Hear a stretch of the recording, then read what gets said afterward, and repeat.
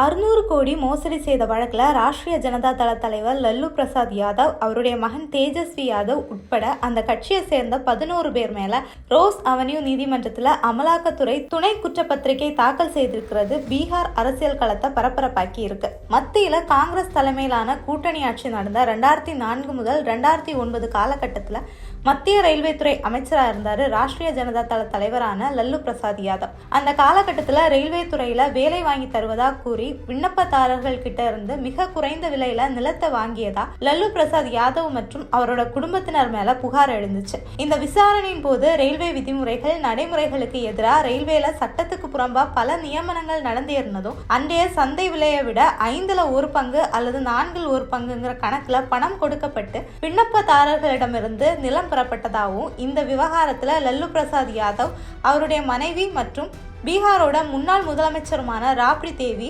அவரோட மகள்கள் ஹேமா யாதவ் மற்றும் மிசா பாரதி உள்ளிட்டோர் பெயர்களும் முதல்ல அடிபட்டுச்சு. ஆனா இந்த வழக்குல போதிய அளவு ஆதாரம் இல்லைன்னு கடந்த 2021ஆம் ஆண்டு விசாரணையை முடிச்சாங்க சிபிஐ.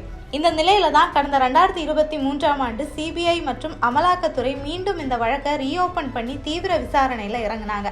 இதை அடுத்து டெல்லி, பாட்னா, ராஞ்சி, மும்பைன்னு லல்லுவுக்கு சொந்தமான 24 இடங்கள்ல தீவிரமான சோதனைகள்ல இறங்கினாங்க அமலாக்கத்துறை. விசாரணையில 350 கோடி ரூபாய் மதிப்பிலான அசையா சொத்துக்கள் மற்றும் பல்வேறு பினாமிகள் மூலமா மேற்கொள்ளப்பட்ட ரூபாய் 250 கோடி மதிப்பிலான பரிவர்த்தனைகள் தொடர்பான ஆவணங்கள் கைப்பற்றப்பட்டுச்சு. மொத்தமா ரூபாய் 600 கோடி அளவிலான சொத்துக்கள் கைமாறப்பட்டது அமலாக்கத்துறை விசாரணையில தெரிய வந்துச்சு. அது மட்டும் இல்லாம லல்லு பிரசாத் யாதவ் மத்திய ரயில்வே துறை அமைச்சராக இருந்த காலகட்டத்தில் ரயில்வே துறையில பணியில இருந்த 50% அவரோட குடும்பத்தினரோட தொகுதிகளை சேர்ந்தவர்கள்னு தெரிய வந்துச்சு. தீவிரப்படுத்தப்பட்ட விசாரணையில டெல்லி டிஃபென்ஸ் பகுதியில 150 கோடி ரூபாய் மதிப்புள்ள நிலத்தை லல்லுவோட குடும்பம் வெறும் 4 லட்சத்துக்கு வாங்கினதும், அது மட்டும் இல்லாம இப்போ தேஜஸ்வி யாதவ் வசம் இருக்க இந்த property AP exports private limited மற்றும் AK info systems private limited என்ற பேர்ல ரெஜிஸ்டர் செய்யப்பட்டிருக்கிறதும் அமலாக்கத்துறை விசாரணையில தெரிய வந்துச்சு. அது மட்டும் இல்லாம இந்த நிறுவனங்களோட பேர்ல லல்லு குடும்பம் பல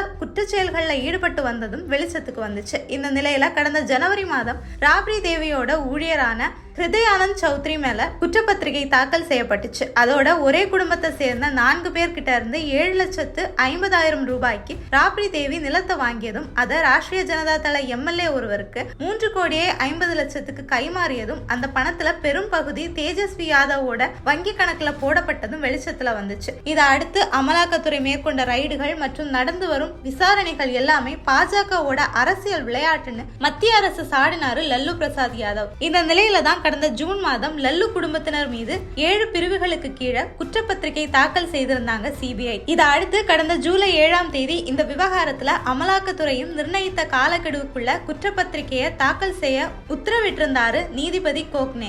இதை தொடர்ந்துதான் 600 கோடி மோசடி வழக்குல லல்லு பிரசாத் யாதவ், தேஜஸ்வி யாதவ், லல்லன் சௌத்ரி உள்ளிட்ட 11 பேர் மேல நேத்து ரோஸ் அவென்யூ நீதிமன்றத்துல துணை குற்றப்பத்திரிகையை தாக்கல் செய்திருக்காங்க அமலாக்கத்துறை. இது தொடர்பான விசாரணை வர ஆகஸ்ட் 13ஆம் தேதி நடைபெற இருக்கு. 2025ல பீகார் சட்டமன்ற தேர்தல் நடைபெற இருக்க இந்த நிலையில அமலாக்கத்துறையோட இந்த சடன் மூவ் ராஷ்டிரிய ஜனதா தளத்துக்கு பெரிய சவாலை உருவாக்கி இருக்கு.